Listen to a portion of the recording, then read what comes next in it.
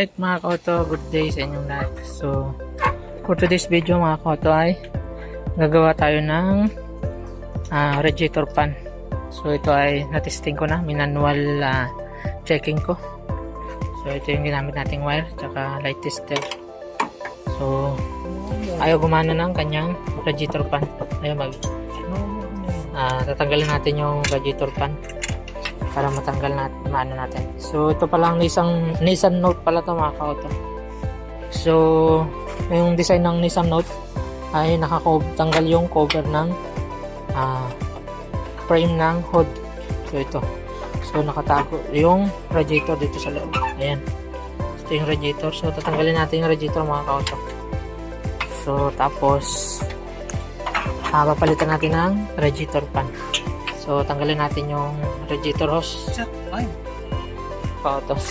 So ito na yung natanggal ko na yung upper hose ng radiator. So tanggalin natin tong radiator fan mga kauto. So tanggalin natin yung dalawang nut. So ayan. So picture kayo ulit mamaya mga kauto pag tanggal ko na to. Babay mo na. So ayun na mga kauto. So ayan. Tanggal ang mga kahimtang ng sasakyan mga kauto. Ayan. Ayan na, tananggal na, nangat ko na yung buong frame. So, tanggalin natin yung radiator fan mga kauto. So, ito na yung radiator fan mga kauto. So, ito. So, titistingin natin ito, manual checking natin kung okay ba ba. So, ayan.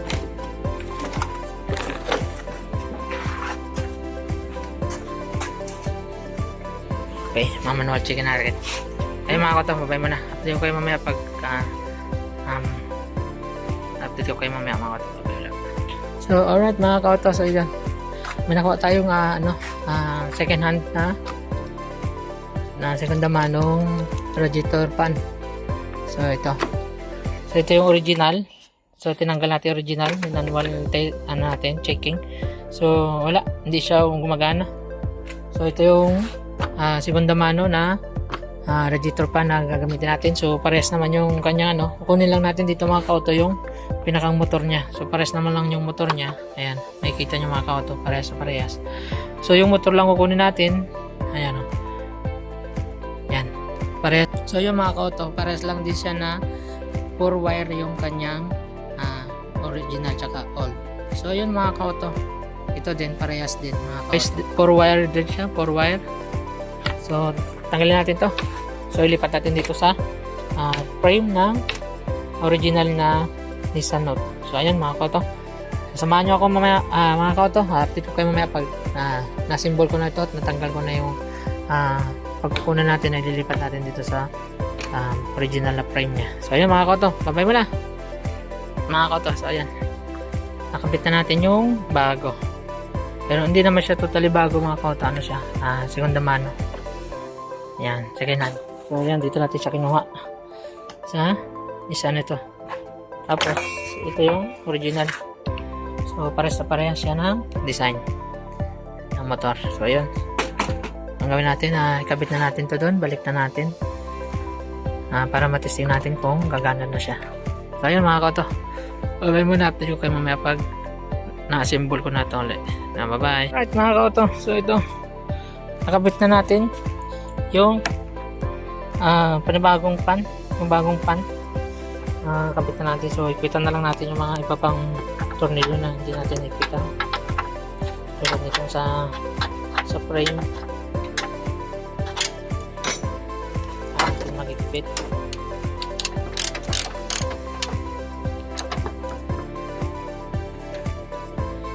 Ayan.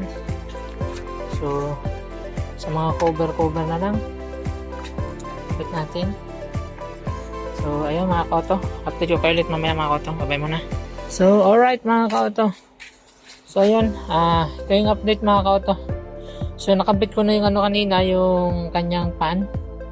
So tinry ko, ayaw pa rin gumana mga kauto. So ayun, ginawa ko, binuksan ko, sinunsun ko yung kanyang wire nito ang papunta dun sa kanyang radiator fan, itong 4 na wire na to. So, sinusun ko, ayan, tanggal ang mga kahimtang mga kauto. Ayan o. So, ayan. So, labas ang mga pansit. So, sinunsun ko siya. So, papunta siya dito sa fuse box niya. So, ito yung fuse box. Tinanggal ko na. So, tinanggal ko yung fuse box mga ka-auto. So, nakita ko dito nag-meld. Ayan. Ito, yan. Ito. So, tira. Ano yung ng compressor? Sa wiring to ng compressor. Ayan o. So, makikita nyo mga ka-auto, sunog. Nag-melt siya kasi nasunog. Ayan o. Sunog siya. So, ayan o. Tapos ito nagdikit dun sa ground. Kasi ito, positive trigger kasi yung compressor nito. So, ayan, nabalatan siya mga ka-auto. Kasi nasunog siya, ayan o. So, ayan, nakita natin kung ano yung naging problema kaya ayaw gumana. So, tapos hindi din nagtitrigger yung kanyang relay. So, ito yung 6 na wire na to. So, sinuplayan siya ng 3 wire galing dito sa isang wire na sana. So, ito. So, ito yung 3 mga ka-auto. So, ito. Yan. Ito yung 3. Yung blue, yellow, tsaka green. So, ito yun. Blue, yellow, tsaka green. Itong item, ito ground to. So, hindi siya nagtitrigger kasi yung kanyang relay hindi nagtitrigger. Itong dalawa ng relay nito. Itong relay, ito yung relay sa compressor at ito yung relay sa automatic fan. Pag na-hit niya na yung 90 degrees na init ng temperature ng engine, so mag-open yung thermostat niya. Dapat magti-trigger tong kanyang relay para mag-automatic yung kanyang fan. So, hindi siya nag-automatic kaya binuksan natin to. So, ayan. Labas yung mga kahimtang ng kanyang pansit. So, ayun mga ka-auto. So, gagawin natin dito. Total na ano na natin. So, nilagyan ko na ito ng tape. Total, nagawa na natin to ng paraan. Itong wire na to. Nakita na natin. So, babalik na lang natin yung tape dito. Wala namang naging problema dito. Wala namang, yung connection naman ito, okay naman. Wala namang naputol na connection. So, totally, dito lang tayo nagka-problema sa kanyang compressor. Wiring ng compressor. I think, may grounded yung kanyang compressor nito. Kaya, nakailang palit din ako ng fuse. Laging,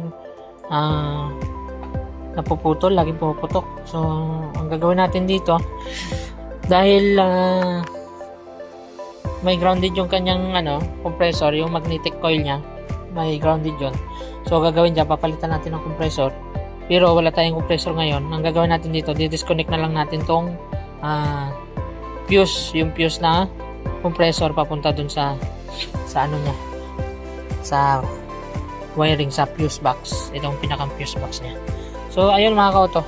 Update ko kayo ulit mamaya mga ka-auto kapag nalagyan ko na ulit na ito ng panibagong tape kasi papalitan natin ng bagong tape kasi tinanggal natin yan. Ayan nga, labas na yung mga pansit nito. Ayan o. Nakikita nyo, labas yung mga pansit niya. So, ayusin natin ito mga ka-auto. Update ko kayo ulit mamaya mga ka-auto pag nagawa ko na ito ng lagyan ko na ito ng tape panibago. Okay, bye-bye muna. Auto, bye-bye. So, alright mga ka-auto. So, ayun. Naano na natin na tapos na natin itong project na ginagawa natin mga ka-auto. So, ito pala yung update mga ka-auto. So, ang nangyari dito, nasira yung kanyang wiring, yung papunta sa ECU. Kasi ano ito ECU to di ECU na to. So, automatic na siya talaga. Electronic, full electronic na siya. So, yung niya, nag-grounded nga yung kanyang compressor. So, naapektuhan yung mga wiring. So, hindi magamit to kung hindi natin gagawa ng paraan. So, ang ginawa natin, tinanggal na natin yung aircon. Wala na siyang aircon. So, okay naman doon sa gagamit na walang aircon. Ibababa na lang niya yung bintana mga ka-auto. So, ito ang ginawa natin dito mga ka-auto para gumana yung fan niya. Yung kanyang radiator fan. So, hinarnisan natin ng panibagong wiring. So ito yung wire, ito yung nilagay natin na wire, yan, papunta dun sa loob. So ito, papunta yan dun sa loob mga ka-auto. Ito, yan, papunta yan dun sa loob. Tapos nilagyan natin ng relay. Gumamit tayo ng relay tsaka ng fuse. Ito, yan, ginamitan natin ng fuse mga ka-auto. So papunta dito sa positive, at ito, ang isa ay papunta sa negative sa body ground yun. So lagyan natin, binody ground na lang natin, hindi na natin diniretso sa battery post ng negative. So ito, pahandaan siya ng relay. So mangyayari nito, sabay siya sa on ng ignition switch. So ayun, pag ino natin yung ignition switch, mag-on yung kanyang radiator fan. So ganun na yung magiging mangyari sa kanya, para magamit ng may-ari itong kanyang sasakyan, kasi gusto na nga ito, nirarush na to para magamit. So ayan, i-on natin ngayon yung switch. On natin ng switch, ignition switch. Yan, na-on na. So tingnan natin ngayon dito, umaandar yung kanyang fan. So ayan, maririnig nyo na maandar na yung kanyang fan mga ka-auto. So ayan, malakas yung andar ng kanyang fan. So okay na yung kanyang fan. So okay na yan. So pag start naman natin, okay na din siya pag in-start mo. Yan. So okay na siya mga ka-auto. Umaandar na yan. So yun. So umaandar yung fan, tuloy-tuloy yung andar. So okay na yan para may magamit yung customer mga ka-auto. So ayun, hanggang dito lang yung yan. So wala na rin siyang gasolina. So ayun, off na natin. So ayun mga ka-auto. So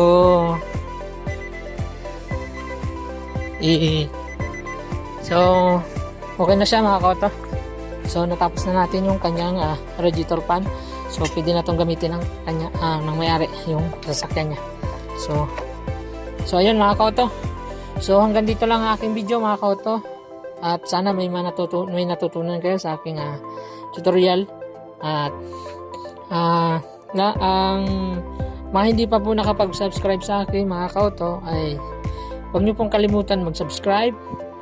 At pakiclick na rin po ang notification bell para maging updated kayo sa mga video na aking i-upload mga ka-auto. So maraming salamat po mga ka-auto. Bye bye!